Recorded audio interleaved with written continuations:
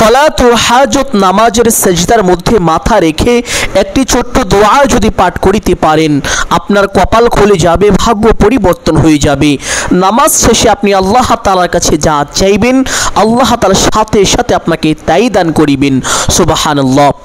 সলাতুল হাজত নামাজ হলো বান্দার মনের আশা পূরণের নামাজ, বান্দার দোয়া কবুলের নামাজ। সুবহানাল্লাহ। এই নামাজ পড়লে আল্লাহ তাআলা বান্দার মনের আশাকে পূরণ করে দেন, বান্দার দোয়াকে কবুল করে দেন। আপনি অনেক আমল করেছেন, অনেক দোয়া করেছেন, আপনার একটা জিনিসের প্রয়োজন, আল্লাহ তাআলার কাছে অনেকভাবে চেয়েছেন, অনেক চেষ্টা করেছেন, কিন্তু কোনোভাবে আপনি পাচ্ছেন না। সলাতুল হাজত নামাজ পড়ে আল্লাহ তাআলার কাছে একবার চেয়ে দেখেন, আল্লাহ তাআলা অবশ্যই আপনার চাওয়াকে পূর্ণ করে দিবেন। সুবহানাল্লাহ। নবীজি সাল্লাল্লাহু আলাইহি ওয়াসাল্লাম নিজে এই নামাজটি শিক্ষা দিয়েছেন এবং সাহাবীরা এই নামাজ পড়ে সাথে সাথে এর ফলাফল পেয়েছেন। আপনিও যদি এই নামাজ পড়ে আল্লাহ তাআলার কাছে কোনো কিছু চাইতে পারেন, আল্লাহ তাআলা কখনোই আপনার চাওয়াকে ফিরিয়ে দিবেন না, অবশ্যই আপনার চাওয়াকে পূর্ণ করে দিবেন। সুবহানাল্লাহ। কিন্তু এই সলাতুল হাজত নামাজ কিভাবে পড়তে হয়, সঠিক নিয়মটি আমরা অনেকেই জানি না। ভুলভাবে নামাজ পড়ি, আমাদের নামাজ কবুল হয় না, আমাদের চাওয়া পূরণ হয় না, এই জন্য আমরা নামাজের প্রতি বিশ্বাস করতে পারি না।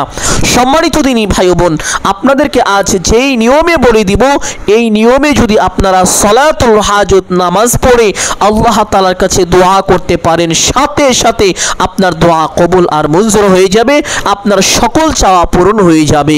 সুবহানাল্লাহ। সম্মানিত দিনী ভাই বোন, এই নামাজ কিভাবে পড়িবেন, কখন পড়িবেন, প্রত্যেকটি বিষয় আপনাদেরকে সুস্পষ্টভাবে বলে দিব। সকলেই গভীর মনোযোগ দিয়ে শুনবেন ইনশাআল্লাহ। অনেকে আছেন অভাবগ্রস্ত, অনেকে ঋণগ্রস্ত, লক্ষ লক্ষ কোটি কোটি টাকা ঋণ করে ফেলেছেন, অনেক চেষ্টা করেছেন কিন্তু কোনোভাবে আপনার ঋণ পরিশোধ হচ্ছে না। আমি বলবো, আপনার ঋণের পরিমাণ যদি পাহাড় সমান হয়ে থাকে, 2 রাকাত সলাতুল হাজত নামাজ পড়ে আল্লাহ তাআলার কাছে এইভাবে দোয়া করতে পারেন, আপনার ঋণের পরিমাণ যদি পাহাড় সমান হয়ে থাকে, তবুও মহান আল্লাহ তাআলা কুদরতিভাবে আপনার সমস্ত ঋণকে পরিশোধ করে দিবেন। সুবহানাল্লাহ। অনেকেই অনেক রকম সমস্যায় জর্জরিত হয়ে আছেন, যেদিকেই যান শুধু অশান্তি, কোনোভাবে আপনি শান্তি পান না, দুঃখ কষ্ট পেরেশানি বিপদ আপদ বালা মুসিবত অভাব অনটন একটার পরে একটা লেগেই থাকে। আবার অনেকেই আছেন যাদের সন্তানাদি হয় না। আমি বলবো, এই ছোট্ট আমলটি করুন, আল্লাহ তাআলা অবশ্যই আপনার মনের আশাকে পূর্ণ করে দিবেন, আপনার সকল চাওয়াকে পূর্ণ করে দিবেন। সুবহানাল্লাহ। সম্মানিত দিনী ভাই ও বোন, 3টি সময় এই আমলটি করা যাবে না, বাকি যে কোনো সময় যখন ইচ্ছে এই আমলটি করতে পারেন, কোনো সমস্যা নেই। নিষিদ্ধ 3টি সময়ের কথা বলে দিচ্ছি। 1 নম্বর সময় হলো সূর্য যখন উদিত হয়, সকালে যখন সূর্য উঠে, সূর্য ওঠার সময় এই আমলটি করা যাবে না। 2 নম্বর সময় হলো সূর্য যখন ঠিক মাথার উপরে থাকে, ওই সময় এই আমলটি করা যাবে না। 3 নম্বর সময় হলো সূর্য যখন অস্তে যায়, সূর্য যখন ডুবে যাওয়া শুরু করে, তখনও এই আমলটি করা যাবে না। এই 3টি নিষিদ্ধ সময় এই আমলটি করতে পারবেন না। বাকি যে কোনো সময় যখন ইচ্ছে তখনই এই আমলটি করতে পারবেন, কোনো সমস্যা নেই। সম্মানিত দিনী ভাই বোন, এই আমল করার জন্য প্রথমে আপনি পবিত্রতা অর্জন করে নেবেন। যদি আপনার শরীর অপবিত্র হয়ে থাকে, তাহলে গোসল করে নেবেন, শরীর পবিত্র হয়ে যাবে। অতঃপর উত্তম রূপে ওযু করিবেন। ওযুর পূর্বে ছোট্ট 2টি বিষয় অবশ্যই লক্ষ্য করিবেন। 1 নম্বর বিষয় হলো ওযুর পূর্বে ওযুর নিয়ত করা। অনেকেই জানেন না ওযুর নিয়ত কিভাবে করতে হয়, অথচ ওযুর পূর্বে নিয়ত না করিলে ওযু পরিপূর্ণ হয় না, ওযু সহি হয় না। সম্মানিত দিনী ভাই বোন, ওযুর নিয়ত এইভাবে করিবেন। ওযুর পূর্বে আপনি আপনার মনে মনে সংকল্পনা করিবেন, ধারণা করিবেন যে এখন আমি আল্লাহ তাআলার সন্তুষ্টির জন্য ওযু করছি, তাহলেই আপনার ওযুর নিয়ত হয়ে যাবে। অতঃপর বিসমিল্লাহির রহমানির রহিম পাঠ করে ওযু আরম্ভ করিবেন। কোন ইমাম বলেছেন ওযুর শুরুতে বিসমিল্লাহির রহমানির রহিম পাঠ না করিলে তার ওযুই হবে না। এই জন্য এই 2টি বিষয় লক্ষ্য রেখে যদি ওযু করতে পারেন, আপনার ওযু পরিপূর্ণ হয়ে যাবে। অতঃপর ওযু শেষ করে আপনার ডান হাতের শাহাদাত আঙ্গুলটি আসমানের দিকে সোজা করে দিয়ে একবার পাঠ করিবেন, আশহাদু আল্লা ইলাহা ইল্লাল্লাহু ওয়াহদাহু লা শারীকা লাহু ওয়া আশহাদু আন্না মুহাম্মাদান আবদুহু ওয়া রাসূলু, আপনার ওযুর পাওয়ার আরো বেশি বেড়ে যাবে যদি আপনি ওযুর পরে ছোট্ট কালিমাটি একবার এইভাবে পাঠ করেন। আল্লাহ নবী সাল্লাল্লাহু আলাইহি ওয়াসাল্লাম বলেছেন, যেই ব্যক্তি ওযুর পরে কালিমা শাহাদাত পাঠ করিবে আল্লাহ তাআলা ওই ব্যক্তির জন্য জান্নাতের 8টি দরজা খুলে দিবেন। ওই ব্যক্তি জান্নাতের যেই দরজা দিয়ে ইচ্ছে সেই দরজা দিয়ে সসম্মানে বিনা হিসাবে জান্নাতে প্রবেশ করতে পারবে, তার জন্য কোনো বাধাই থাকবে না। সুবহানাল্লাহ। এই জন্য বলবো ওযুর পরে অবশ্যই ছোট্ট কালিমাটি একবার পাঠ করে নেওয়ার চেষ্টা করিবেন। কালিমাটি পাঠ করা শেষ করে একটি পবিত্র স্থানে চলে যাবেন, গিয়ে কিবলামুখী হয়ে সোজা হয়ে দাঁড়াবেন, দাঁড়িয়ে নিয়ত করিবেন এভাবে, আমি কিবলামুখী হয়ে আল্লাহ তাআলার সন্তুষ্টির জন্য 2 রাকাত সালাতুল হাজত নামাজ আদায় করিতেছি। নিয়ত শেষ করে প্রত্যেক নামাজে হাত দুটি যেইভাবে উঠিয়ে থাকেন ঠিক সেভাবে উঠাবেন, উঠিয়ে আল্লাহু আকবার বলে হাত ছেড়ে বেঁধে ফেলবেন। বাঁধার পরে সানা পাঠ করিবেন একবার এইভাবে, সুবহানাকাল্লাহুম্মা ওয়া বিহামদিকা ওয়া তাবারাকা ইসমুকা ওয়া তাআলা জাদ্দুকা ওয়া লা ইলাহা গায়রুক। সানা পাঠ করার পরে একবার আউযু বিল্লাহ এবং একবার বিসমিল্লাহ পাঠ করিবেন এইভাবে, আউযু বিল্লাহি মিনাশ শাইতানির রাজীম, বিসমিল্লাহির রহমানির রহিম। অতঃপর সূরাত আল ফাতিহা শুরু থেকে শেষ পর্যন্ত সহি শুদ্ধ করে একবার এইভাবে পাঠ করিবেন, আলহামদুলিল্লাহি রাব্বিল আলামিন الرحمن الرحيم مالك يوم الدين إياك نعبد وإياك نستعين اهدنا الصراط المستقيم صراط الذين أنعمت عليهم غير المغضوب عليهم ولا الضالين। অতঃপর একবার বলবেন আমিন, অতঃপর বলবেন বিসমিল্লাহির রহমানির রহিম। অতঃপর যেহেতু এটা প্রথম রাকাত এই জন্য পবিত্র কোরআনুল কারীম থেকে যে কোনো একটি সূরা পাঠ করিবেন ইনশাআল্লাহ। আপনাদের বোঝানোর জন্য আমি ছোট্ট একটি সূরা পাঠ করছি, লিইলাফি কুরাইশ ইলাফিহিম রিহলাতাশ শিতাই ওয়াস সাইফ ফালইয়াবুদু রাব্ব হাযাল বাইত আল্লাযী আত'আমাহুম মিন জু' ওয়া আমানাহুম মিন খাউফ। আপনি চাইলে এই সূরাটিও পাঠ করতে পারেন অথবা যে কোনো একটি সূরা পাঠ করে নেবেন ইনশাআল্লাহ। সূরা পাঠ করা শেষ করে আল্লাহু আকবার বলে রুকুতে চলে যাবেন। রুকুতে গিয়ে রুকুর তাসবিহ পাঠ করিবেন কমপক্ষে 3 বার এইভাবে, সুবহানা রাব্বিয়াল আযীম। আপনি চাইলে তাসবিহ 5 বার অথবা 7 বার পাঠ করিতে পারেন। তাসবিহটি পাঠ করা শেষ করে সামি আল্লাহু লিমান হামিদা বলে সোজা হবেন। সোজা হওয়ার পরে একটি ছোট্ট দোয়া পাঠ করিবেন এইভাবে, রব্বানা লাকাল হামদ। অতঃপর আরেকটি ছোট্ট দোয়া পাঠ করার চেষ্টা করিবেন, যেই দোয়া পাঠ করিলে আল্লাহ তাআলা বান্দাকে অসংখ্য অগণিত নেকি দান করেন। দোয়াটি খুবই ফজিলতপূর্ণ এবং বরকতপূর্ণ একটি দোয়া, এই জন্য চেষ্টা করিবেন এই দোয়াটি একবার এইভাবে পাঠ করার জন্য, হামদান কাসীরান তাইয়িবান মুবারাকান ফি। তবে এই দোয়াটি যদি না পারেন পাঠ করতে হবে না, কোনো সমস্যা নেই, একটু সময় দাঁড়িয়ে অপেক্ষা করিবেন। অতঃপর আল্লাহু আকবার বলে সিজদায় চলে যাবেন। সিজদায় গিয়ে সিজদা তাসবিহ পাঠ করিবেন কমপক্ষে 3 বার এইভাবে, সুবহানা রাব্বিয়াল আ'লা। আপনি চাইলে এই তাসবিহ 5 বার অথবা 7 বার পাঠ করিতে পারেন। তাসবিহটি পাঠ করা শেষ করে সেই ছোট্ট দোয়াটি পাঠ করিবেন, যেই দোয়ার ব্যাপারে পবিত্র হাদিসের মধ্যে এসেছে। হযরত আনাস ইবনে মালিক রাদিয়াল্লাহু তাআলা আনহু থেকে এই হাদিসটি বর্ণিত। তিনি বলেন, এক সাহাবী রাদিয়াল্লাহু তাআলা আনহু একটি দোয়া পাঠ করলেন, নবীজি সাল্লাল্লাহু আলাইহি ওয়াসাল্লাম তা শুনতে পারলেন।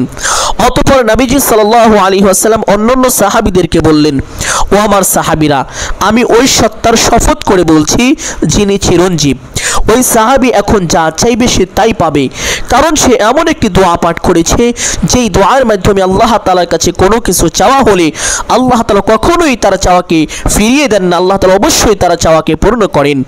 যেই দোয়ার মাধ্যমে আল্লাহকে ডাকা হলে আল্লাহ তাআলা অবশ্যই তার ডাকের সাথে সাথে সাড়া দিয়ে থাকেন, সুবহানাল্লাহ।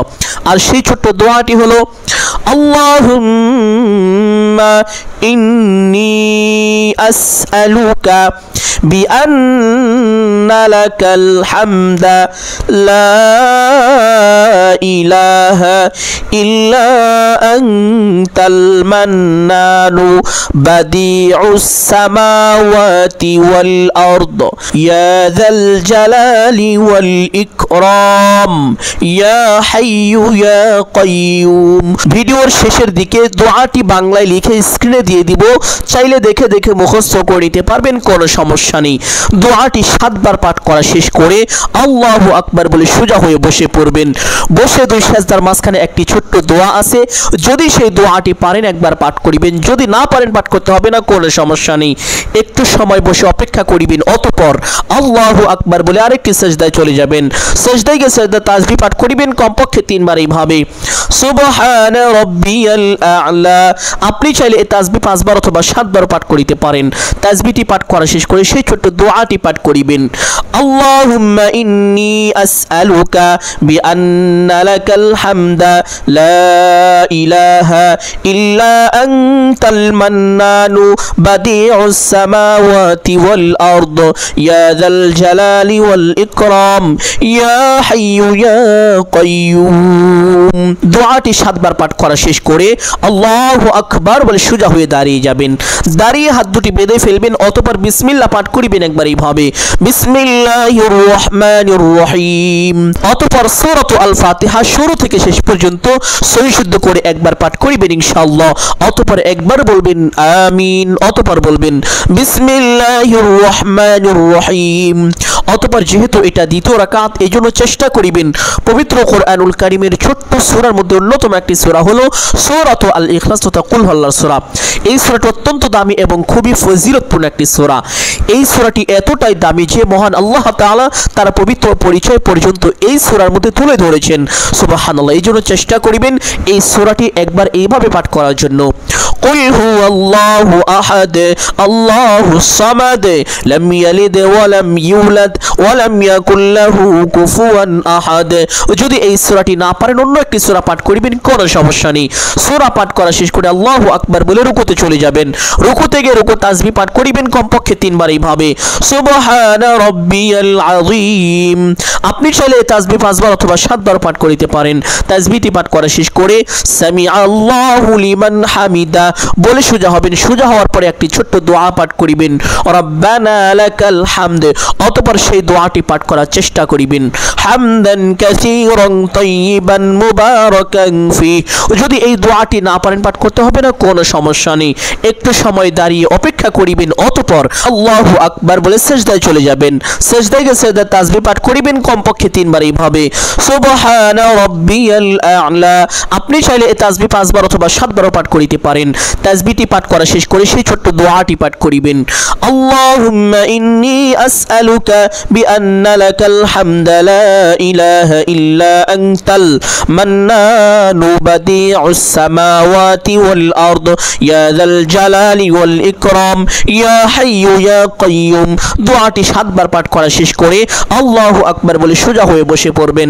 বসে 2 সেজদার মাঝখানে সেই দোয়াটি যদি পারেন তাহলে পাঠ করিবেন, যদি না পারেন পাঠ করতে হবে না, কোনো সমস্যা নেই। একটু সময় বসে অপেক্ষা করিবেন, অতঃপর আল্লাহু আকবার বলে আরেকটি সেজদায় চলে যাবেন। সেজদায় গিয়ে সেজদার তাসবিহ পাঠ করিবেন কমপক্ষে 3 বার এইভাবে সুবহান রাব্বিয়াল আ'লা। আপনি চাইলে এই তাসবিহ 5 বার অথবা 7 বার পাঠ করিতে পারেন। তাসবিহটি পাঠ করা শেষ করে সেই ছোট্ট দোয়াটি পাঠ করিবেন, আল্লাহুম্মা ইন্নী আসআলুকা বিআন্না লাকাল হামদা লা ইলাহা ইল্লা আনতাল মান্নানু বাদিউস সামাওয়াতি ওয়াল আরদ ইয়া যাল জালালি ওয়াল ইকরাম ইয়া হাইয়্যু ইয়া কাইয়্যুম। দোয়াটি 7 বার পাঠ করা শেষ করে আল্লাহু আকবার বলে সোজা হয়ে বসে পড়বেন। বসে প্রথমে তাশাহুদ পাঠ করিবেন একবার এইভাবে আত্তাহিয়াতু লিল্লাহি ওয়াস সালাওয়াতু ওয়াত তাইয়্যিবাত আসসালামু আলাইকা আইয়ুহান নাবিয়্যু ওয়া রাহমাতুল্লাহি ওয়া বারাকাতুহু আসসালামু আলাইনা ওয়া আলা ইবাদিল্লাহিস সালিহিন আশহাদু আল লা ইলাহা ইল্লাল্লাহু ওয়া আশহাদু আন্না মুহাম্মাদান আবদুহু ওয়া রাসূলুহু। অতঃপর একবার দুরূদ ইব্রাহিম পাঠ করিবেন এইভাবে اللهم صل على محمد وعلى آل محمد كما صليت على إبراهيم وعلى آل إبراهيم إنك حميد مجيد اللهم بارك على محمد وعلى آل محمد كما باركت على إبراهيم وعلى آل إبراهيم إنك حميد مجيد। অতঃপর দোয়ায়ে মাসুরা পাঠ করিবেন একবার এইভাবে اللهم إني ظلمت نفسي ظلما كثيرا ولا يغفر الذنوب إلا ইল্লা আনতা ফাগফিরলি মাগফিরাতাম মিন ইনদিকা ওয়ারহামনি ইন্নাকা আনতাল গফুরুর রহিম। অতঃপর ডান দিকে একটি সালাম দিবেন এইভাবে, আসসালামু আলাইকুম ওয়া রাহমাতুল্লাহ। অতঃপর বাম দিকে একটি সালাম দিবেন এইভাবে, আসসালামু আলাইকুম ওয়া রাহমাতুল্লাহ। এইভাবে দুইটি সালাম দিয়ে নামাজটি শেষ করবেন। সম্মানিত দিনী ভাই ও বোন, নামাজের মধ্যে আমি যেখানে যেই দোয়া যতবার পাঠ করেছি আপনারা ঠিক সেখানে সেই দোয়া ততবারই পাঠ করিবেন। এক কথায় হুবহু এরকম ভাবে 2 রাকাত সালাতুল হাজত নামাজ আদায় করিবেন। যদি আদায় করতে পারেন আপনার কপাল খুলে যাবে, ভাগ্য পরিবর্তন হয়ে যাবে। আল্লাহ তাআলা 7 আসমান 7 জমিনের সমস্ত দরজা আপনার জন্য খুলে দিবেন। আল্লাহ তাআলার আরশে আযমের পর্দা আপনার জন্য উঠিয়ে দিবেন। আপনি যা চাইবেন সরাসরি আল্লাহ তাআলা আপনাকে তাই দান করিবেন। সুবহানাল্লাহ। সম্মানিত দিনী ভাই ও বোন, আমার নামাজ শেষ করে সেই স্থানে বসে প্রথমে 3 বার ইস্তেগফার এইভাবে পাঠ করিবেন, আস্তাগফিরুল্লাহ ওয়া আতুবু ইলাইহি ইন্নাল্লাহা গফুরুর রহিম, আস্তাগফিরুল্লাহ ওয়া আতুবু ইলাইহি ইন্নাল্লাহা গফুরুর রহিম। এইভাবে ছোট্ট ইস্তেগফারটি যদি পাঠ করেন, আল্লাহ নবী সাল্লাল্লাহু আলাইহি ওয়াসাল্লাম পবিত্র হাদিসের মধ্যে ইরশাদ করেছেন, যে ব্যক্তি বেশি বেশি ইস্তেগফার করবে মহান আল্লাহ তাআলা তার সকল সংকটকে দূর করে দিবেন। তার অভাব অনটন দুঃখ দুর্দশা সাথে সাথে আল্লাহ তাআলা দূর করে দিবেন এবং তাকে অকল্পনীয়ভাবে রিজিক দান করিবেন। শুধু তাই নয়, আল্লাহ তাআলা সাথে সাথে আসমান থেকে ঘোষণা দিয়ে দেন, ও আমার বান্দা, আমি তোমার জীবনের সমস্ত গুনাহ খাতা আজ ক্ষমা করে দিলাম। সুবহানাল্লাহ। সম্মানিত দিনী ভাই ও বোন, ইস্তেগফারটি এইভাবে পাঠ করার পরে একটি ছোট্ট দুরূদ শরীফ পাঠ করিবেন এইভাবে, আল্লাহুম্মা সাল্লি ওয়া সাল্লিম আলা নাবিয়িনা মুহাম্মদ, আল্লাহুম্মা সাল্লি ওয়া সাল্লিম আলা নাবিয়িনা মুহাম্মদ। ছোট্ট এই দুরূদটি মহব্বতের সাথে, গভীর ভালোবাসা ও শ্রদ্ধার সাথে এইভাবে 3 বার পাঠ করিবেন। সম্মানিত দিনী ভাই বোন, আল্লাহ নবী সাল্লাল্লাহু আলাইহি ওয়াসাল্লাম বলেছেন, যে ব্যক্তি দুনিয়াতে যত বেশি দুরূদ পাঠ করিবে, কাল হাসরের ময়দানে ওই ব্যক্তি আমি রাসূলের তত বেশি নিকটবর্তী হবে এবং রাসূলুল্লাহ সাল্লাল্লাহু আলাইহি ওয়াসাল্লাম ওই ব্যক্তির জন্য আল্লাহ তাআলা দরবারে সুপারিশ পেশ করবেন। এই জন্য দুনিয়াতে যতদিন বেঁচে থাকবেন বেশি বেশি দুরূদ শরীফ পাঠ করার চেষ্টা করিবেন। যারা বেশি বেশি দুরূদ পাঠ করে মহান আল্লাহ তাআলা তাদেরকে গায়বীভাবে সাহায্য করে থাকেন, তাদের সকল কাজকে আল্লাহ তাআলা সহজ করে দেন। সুবহানাল্লাহ। দুরূদটি পাঠ করা শেষ করে সেই ছোট্ট দোয়াটি 7 বার পাঠ করিবেন। যেই দোয়ার ব্যাপারে পবিত্র হাদিসের মধ্যে এসেছে, হযরত আনাস ইবনে মালিক রাদিয়াল্লাহু তাআলা আনহু বর্ণনা করেন, এক সাহাবী রাদিয়াল্লাহু তাআলা আনহু এই দোয়াটি পাঠ করলেন। নবীজি সাল্লাল্লাহু আলাইহি ওয়াসাল্লাম তা শুনতে পারলেন। অতঃপর নবীজি সাল্লাল্লাহু আলাইহি ওয়াসাল্লাম অন্যান্য সাহাবীদেরকে ডেকে বললেন, ও আমার সাহাবীরা, আমি ওই সত্তার শপথ করে বলছি যার হাতে আমার প্রাণ, ওই সাহাবী এখন যা চাইবে সে তাই পাবে। তোমরা কি জানো সে কি পাঠ করেছে? অতঃপর নবীজি সাল্লাল্লাহু আলাইহি ওয়াসাল্লাম সাহাবীদেরকে বললেন, ও আমার সাহাবীরা, ওই সাহাবী এমন একটি দোয়া পাঠ করেছে যেই দোয়ার মাধ্যমে কোনো কিছু চাওয়া হলে আল্লাহ তাআলা কখনোই তার চাওয়াকে ফিরিয়ে দেন না। যেই দোয়ার মাধ্যমে আল্লাহকে ডাকা হলে আল্লাহ তাআলা সাথে সাথে তার ডাকে সাড়া দিয়ে থাকেন।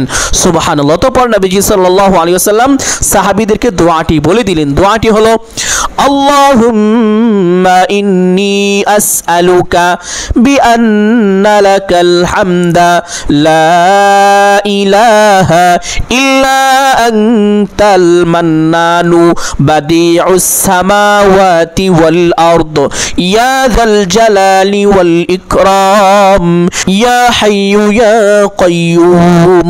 আমলের সময় ছোট্ট দোয়াটি এইভাবে 7 বার পাঠ করিবেন।